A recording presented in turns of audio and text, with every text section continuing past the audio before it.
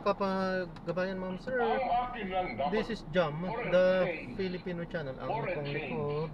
let us So today follow the is law. May Mayroong lumabas 25, sa social May media 14, ang ating 2026. kaibigan si Senator At Robin tayo ngayon Padilla. ay papunta dyan sa may Via Sinasabihan Cafe, niya Marulas po yan, the Capricorn Senator Street, Trillanes na sumuko ka na. Batimana, Compound, Marulas, Valenzuela. Sumuko ka na. At dadalhin po natin Sa court, sa may Valenzuela Street, sumunod ka Barangay sa batas. 78, University Ang sabi Hills, ni Cayo, Valenzuela. Robin Okay, Padilla magbabalik po noon tayo mamaya konti kay po pag nakuha na Trillanes po noong natin siya. panahon na yun. Siguro yung payong Disclaimer ganun sa lamang po, mga batas na ang content po natin ay applicable ngayon. kalsada at hindi ang passenger na naman sa sakaliwan po. Na may marinig kayo, mga pangalan ng lugar, pangalan ng tao, pangalan ng organizations, government or private man yan ay wala pong kinalaman ng channel na ito. At wala pong pinapatungkulan. Lahat po ng pinag-uusapan dito ay pawang dito lamang po yan sa loob at wala pong pinapatungkulan sa labas. At makinig tayo ng mga nagbabagang balita at talakayan. Argument yung nangyari kagabi na para i-compel ang Korte Suprema na maglabas na ng TRO? Ang TRO sa pagdaalong ko, ang basehan yan, mayroong nilalabag na karapatan ang respondent, kaya po pinipigil ang aksyon sa pamamagitan ng kaya nga temporary restraining order. Pinipigil mo yung yung isang opisyal na gagawin ang ibig gawin dahil lang sa may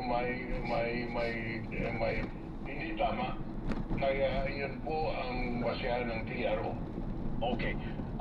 At kung sakali po mag-issue nga ng TRO ang Korte Suprema, kung mag-issue nga ng TRO, would that be considered again as an overreach?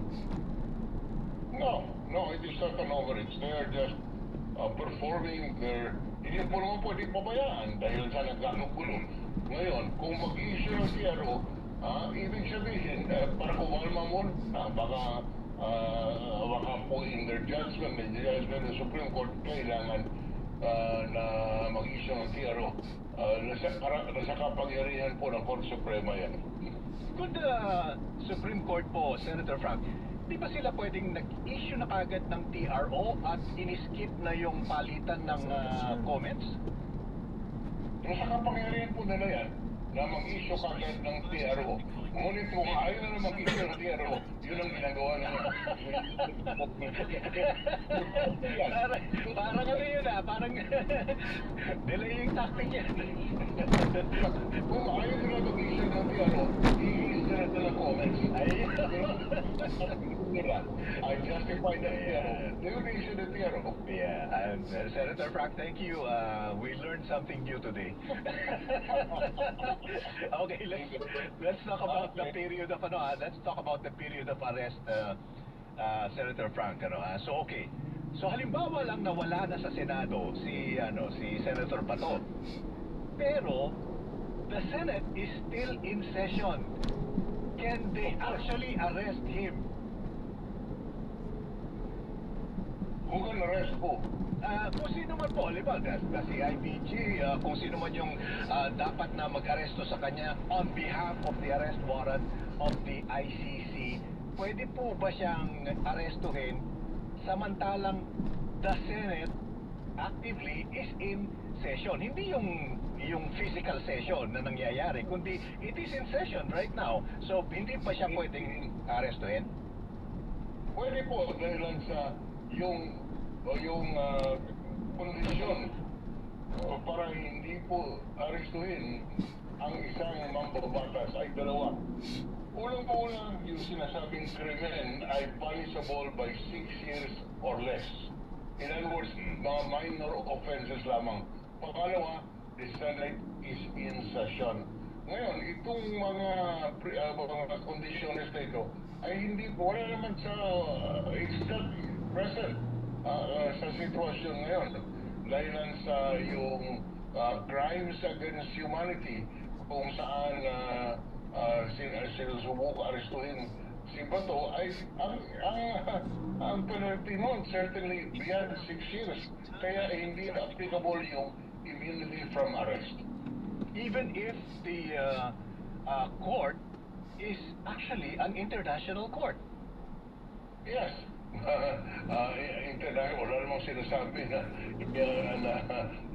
basta international court at ang dito ang ating bansa ay signatory sa Rome Statute which created the international court at doon na-recognize ang jurisdiction ng international court in cases involving crimes against humanity.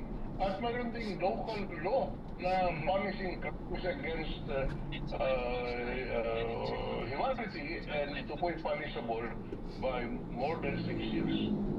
Senator, dahil hindi po obligado ang Senado na i-hold siya doon sa premises, no? Pwede po, he can freely come and go, katulad po ng sinabi ninyo kanina. If totoo man po na at large ulit si Senator Bato, wala pong, there is no obligation for anyone to give him up for the arrest ng ICC. Wala po, walang obligasyon ang sinuman. Halimbawa, masalubong si Bato diyan sa kalsada. Hindi mo naman pwedeng aristuhin yan at pwede mo lang gawin. Hindi sabihin mo sa authorities na dito si Senator Bato ang inyong hinahanap. So, obligation na po ito ng arresting body na hanapin na si Senator Bato. Thank you for your time, Senator. As always, it's been a pleasure speaking with you. Thank you so much, Senator Frank. All right, si Senator Franklin Drilon, talagang words of wisdom. Eka nga, dahil dami-dami nating mga katanungan na hindi masagot-sagot. Hanggang ngayon napapatungan lang. Very complicated, ano ha? Dahil too many things going on at the same time. In the meantime, lumolobo ang ating inflation. In the meantime, bumabagal ang ating GDP at maraming nahihirapan, ano? And we still have to contend with all these political shenanigans. Ito na mo. Meron tayong mula sa Senado live update. Si Jom Garner about to report. Stand by, Jom.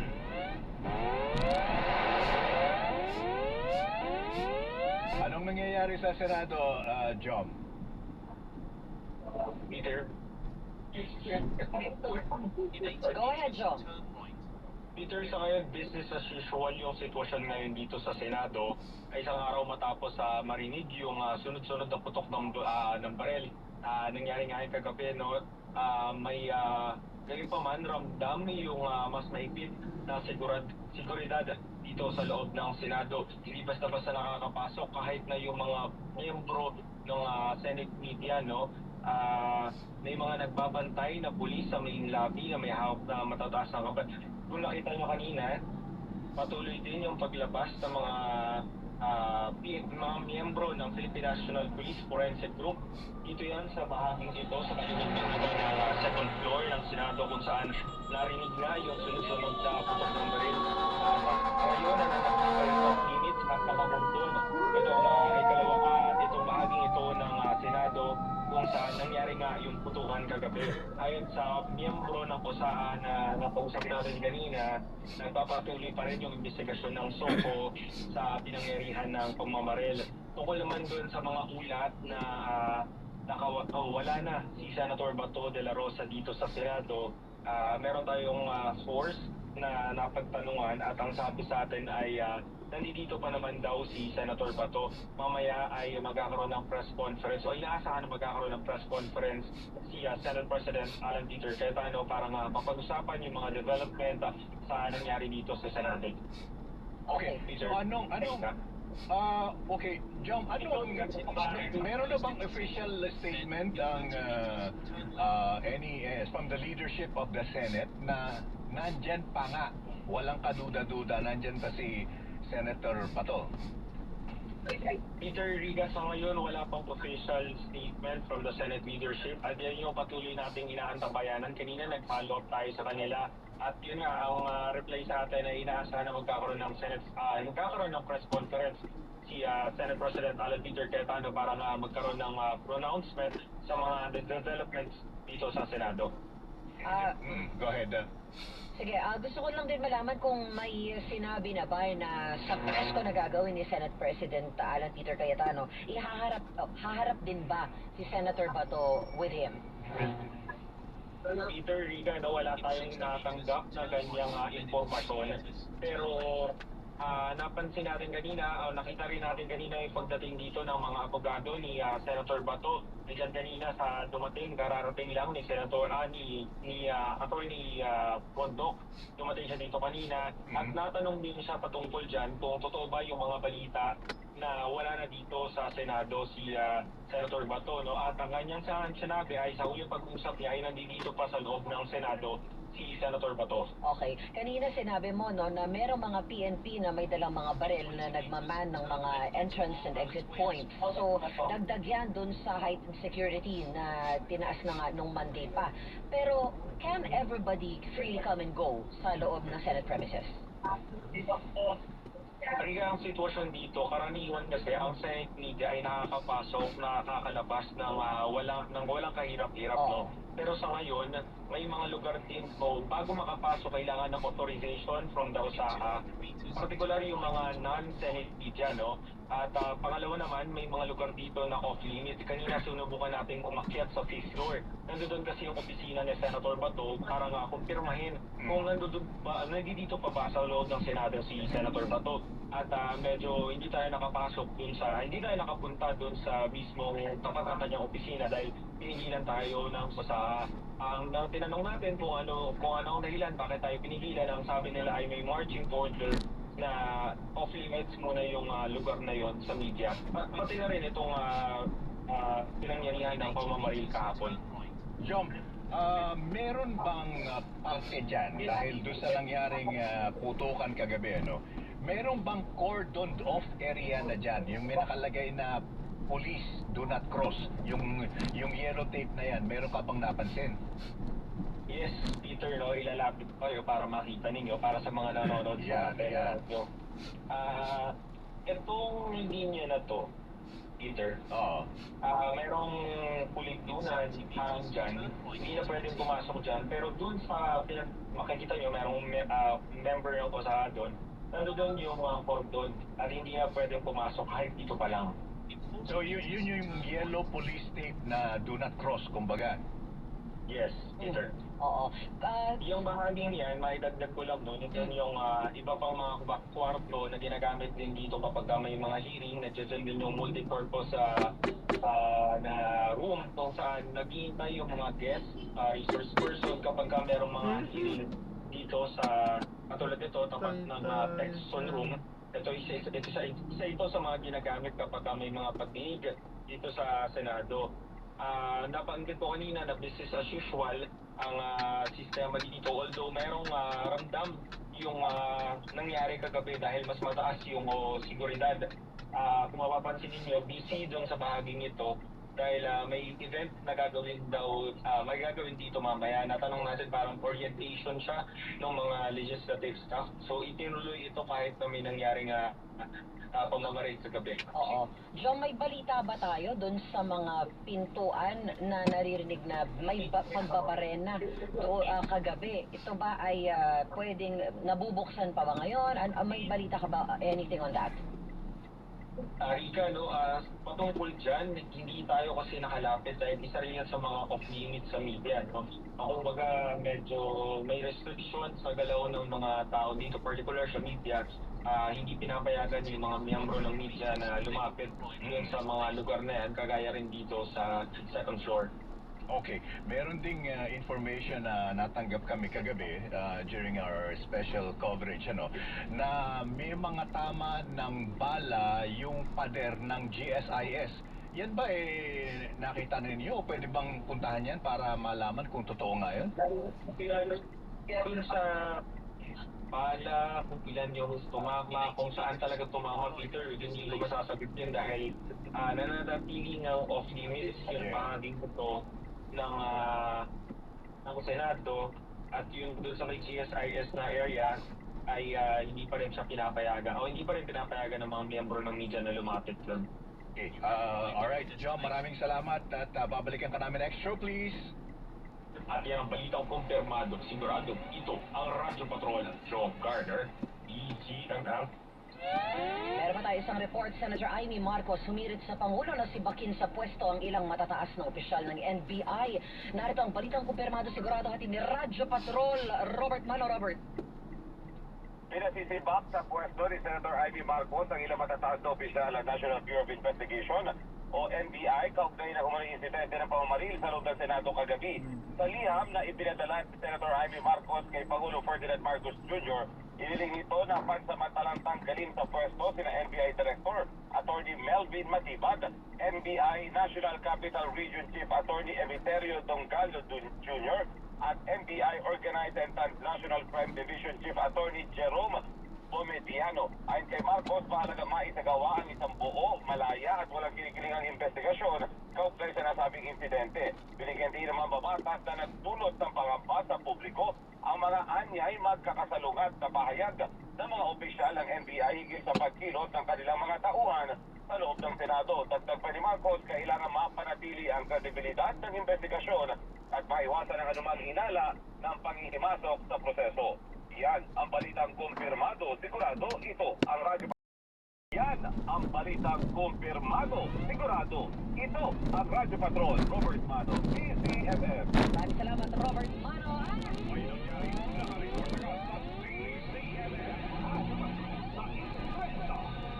Meron pa palang sinasabi, nakaputol ako. Sana wala na nagmamadaling morning. Kabayan with Johnny Buenas. Oy, hindi, may babasahin ka pa. Ay, mayroon pa? Oo, nakalagay dito Eureka. Saan? Viber unknown? Ano yan? Wala ako niya. Ah, ito. Sorry. Ang dami nating kapapilan. Araw-araw kasi mga kapamilya sa paghatid natin ang balitang kumpirmado, sigurado at sa agarang pag-aksyon sa mga nangangailangan. Nakamit na po ng DZMM Teleradyo ang pagiging #1 cable news channel sa Metro at Mega Manila sa TV audience measurement sa buong taon ng 2025 hanggang ngayong Marso 2026. Go ahead, partner at 2 p.m. At ang inyong DZ, alas 6 hanggang alas 7 ng umaga. Number 2 na. Sa loob lamang ng wala pang isang taon mula nang kami mag-relaunch, unti-unti pong tumataas sa ratings and rankings ang DZMM at yan ay dahil po sa inyo mga kapamilya kaserbisyo. Kaya maraming salamat po sa inyong mga patuloy na pagsuporta, kapamilya. Shout out muna kay sa aming dentist par excellence si Dr. Angelo Libroho na laging nakikinig at nanonood. Talaga naman Kaya pala pantay na yung sige mo, partner. Si Ma'am Arlene Arroyo ng National University. Again, maraming salamat po. Ma'am, we miss you. Ayan.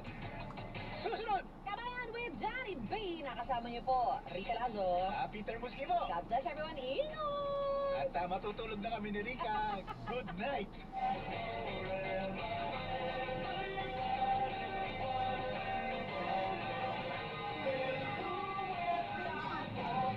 Sina Peter Musquimo at Rica Lazo sa Balitang Bayan.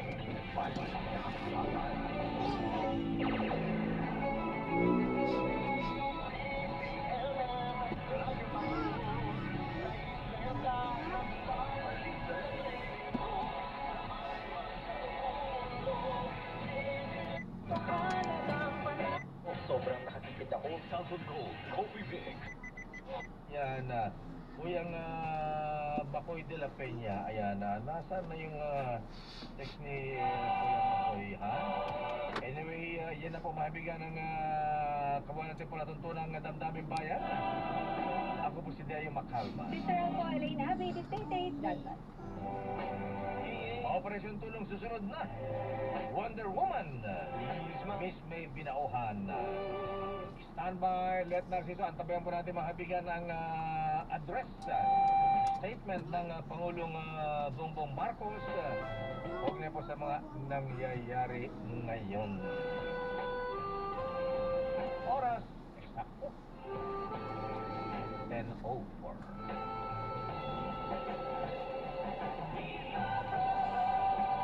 This time check is brought nagbabantay sa labas ng Senado nang maggawa ng mga nagpoprotesta na harangin, kalampagin at patuloy umano ng mga plastic bottles ang kanyang sasakyan habang palabas ito ng Senado kahapon. Sa pahayag ng SPD, sinabi itong ikinababahala nila ang insidente at kasalukuyan na nire-review ang security deployment at naging aksyon ng mga pulis na nakaduty noong oras ng protesta. Dagdag pa ng SPD, magsasagawa sila ng kaukulang hakbang patay sa magiging resulta ng investigasyon para mapanagutan sino mong may pagkukulang at mapabuti ang seguridad sa mga public assembly at mass action. Yan ang balitang kumpirmado. Sigurado, ito ang Radyo Patrol. Romay Pueto, DMM. Maraming salamat, Roy Pueto. Marami ng oportunidad sa trabaho ang mabubuksan para sa mga persons with disabilities o PWDs matapos gawing permanente ng Quezon City Government ang inclusive hiring program nito. Sa ilalim ng kasama ka sa QC program, tiniyak ng lungsod ang tuloy-tuloy na suporta mula pagsasanay hanggang job placement para matulungan ang PWDs na makahanap ng maayos at marangal na kabuhayan. Sa ngayon, mahigit 500 benepisyaryo na ang nabigyan ng trabaho, habang lampas pa sa itinakdang quota ang bilang ng PWD employees sa pamahalaang lungsod. Nakikipagtulungan din ang lungsod sa pribadong sektor para mas mapalawak ang oportunidad, kabilang ang mag-hire ng mga deaf workers. Ang balitang ito ay hatid sa inyo ng Everest Appliances, bringing quality and wellness close to home. Health, wellness, and energy saving. Everbest from Everest. Ano ba ang mamaya sa headline ngayon? PNP kinumpirma may isang inaresto kaugnay ng pamamaril sa Senado kagabi. Mag-ina kabilang ang isang buntis patay sa sunog sa Nabotas. At posibilidad ng bawas pressure o rotational water interruption ibinabala sa harap ng patuloy na pagbaba ng tubig sa Angat Dam. At yan ang mga balitang kumpirmado sigurado basta't may nangyari. Nakareport agad sa DZMM at sa aming YouTube at Facebook. Ako po, si Rica Lazo.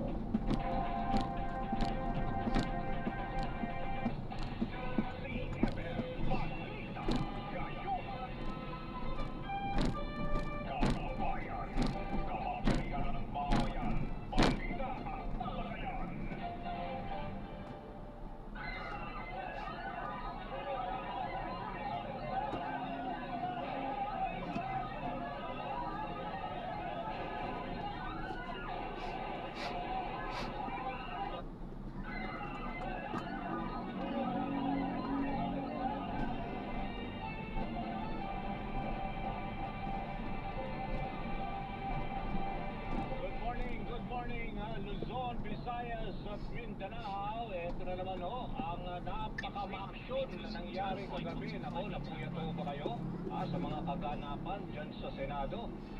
Ito po, talaga namang bibigyan din na naman natin every moment of it. Talaga naman kagabi, talagang nakaka-nervous din dahil mga putukan pa.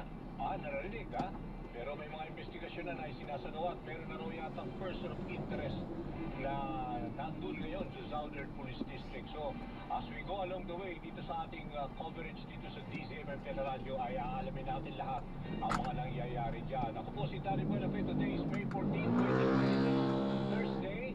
Pero bago ang lahat ay punta na muna tayo dyan sa Senado. Merong update ang ating kasamang si John Garner. John, ano latest?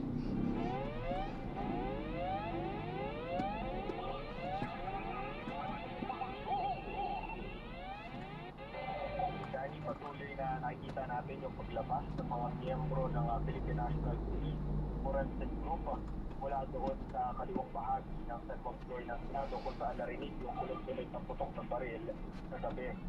Tinanong natin yung ilan doon sa mga lumabas na member ng PNP Forensic Group kung tapos sa yung investigasyon nila. Ang sinabi nila ay patuloy yung kanilang investigasyon. Ganun na rin yung iba pang mga miyembro ng PNP na nandun pa rin. Nananatili na mga off-hit at nakakordon ang nasabing bahagi ng Senado sa mga miyembro ng SIGA. Ngayon, patuloy pa rin naman yung business as usual pa rin yung nangyayari dito. Magkakaroon ng event sa particular dito sa Senator Jose Villanueva at inaasahan na magkakaroon ng orientation yung mga miyembro ng executive staff, ng mga senador, patuloy din yung pagdating ng ilang mga empleyado ng Senado at sa ngayon, ang inaantay natin na update ay yung confirmation kung totoo nga ba na umalis na o nakaalis na si Senator Bato de la Rosa o Senator Ronald Bato de la Rosa dito kagabi at natabayanan natin yan dito Danny, no? Babalikan kita kung may latest update tayo patungkol dyan. Okay, for now, can we confirm na ibig sabihin wala pang, let's say, press conference na pwedeng gawin dyan para alamin natin? Kasi ang tanong na marami, nasaan yung si Senator Bato? Kasi mga umiikot na balita na 3 o'clock in the morning kanina ay nakaalis na siya dyan. At ano nangyari doon sa protective custody, John? Yes, Danny, pagtanong-tanong nga tayo sa mga senador, no, at inaantay na lang natin yung confirmation kung totoo ba na wala na. Pero ang pinakauling update dito, Danny, dumating kanina mga mag-aalas 9, si Atty. Jimmy Bondok, isa yan sa mga tumatayong legal counsel ni Senador de la Rosa, at ang nabanggit niya kanina ay sa huling pakikipag-usap niya sa kanyang kliyente ay nandito pa sa loob ng Senado.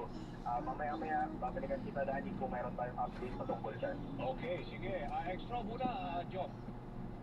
Yan. At yan ang balitang kumpirmado. Sigurado, ito ang Radyo Patrol, Joe Garner, CMS. Maraming salamat, John Garner. At anytime din ho, in this iniabangan din natin from Malacanang, ay posible, very possible na mag-press conference or merong meeting yata ang Pangulong Marcos sa ilang mga members of his cabinet para alamin yung nangyaring sitwasyon dyan sa Senado. At meron tayong update mula sa ating kasama dyan sa Malacanang, si Christian Yusores. Christian, go!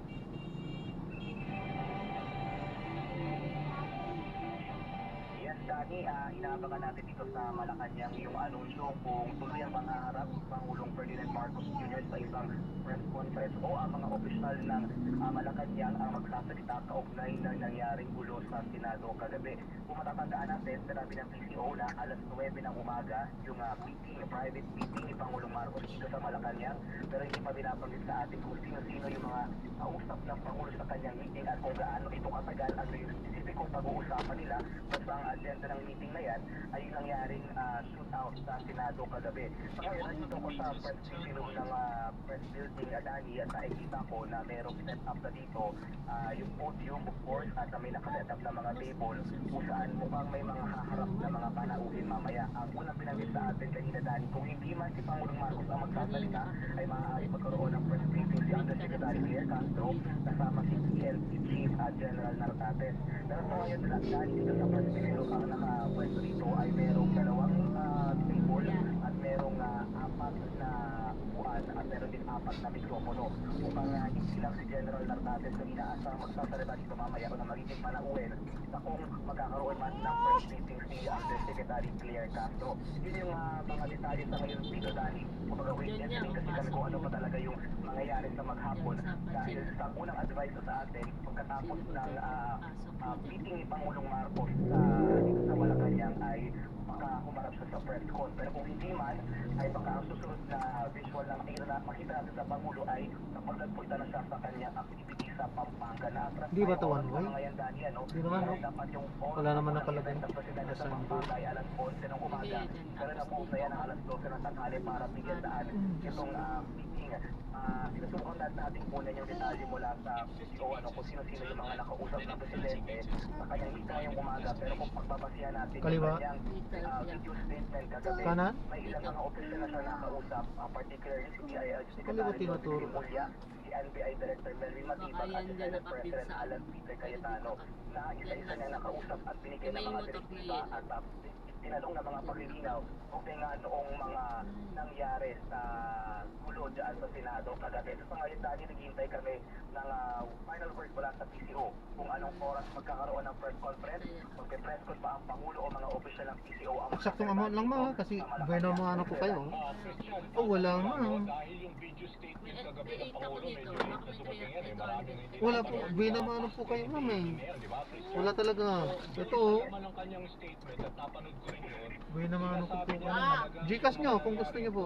Kung meron po. Hindi raw galing sa gobyerno, government agents. So, yun yung parang tinitiyak niya, no, na hindi sila nagsimula. Okay. Salamat na natin sila. Maraming salamat po sa panonood hanggang sa muli. Sinasabi, di ba, Ingat po at God bless. Paalam po muna. Pansamantala, tayo ay gagawa ng ibang video sa ating susunod na misyon. Paalam po muna pansamantala. This is John, The Filipino Channel, ang inyo pong lingkod. Paalam po.